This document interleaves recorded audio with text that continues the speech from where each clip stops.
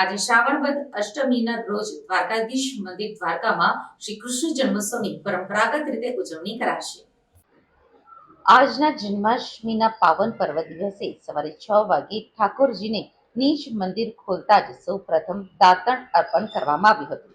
ત્યારબાદ ઠાકોરજીને માખણ મિશ્રીનો મંગલ ભોગ ધરાવવામાં આવ્યો હતો.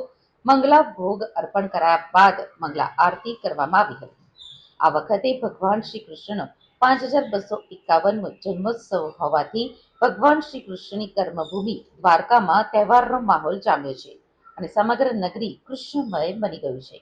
આજે ગુજરાત સહિત દેશભરમાં ભાદ્રપદ માસની કૃષ્ણ પક્ષની અષ્ટમી તિથિએ શ્રી કૃષ્ણના 5251મા જન્મોત્સવની પરંપરાગત રીતે ઉજવણી કરવામાં આવી રહી છે.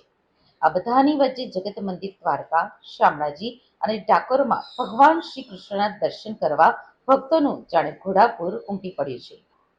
જન્માષ્ટમીને લઈ જગત મંદિર દ્વારકા, ડાકોર અને શામળાજી મંદિરને રંગબેરંગી લાઇટોથી શણગારવામાં આવ્યું છે.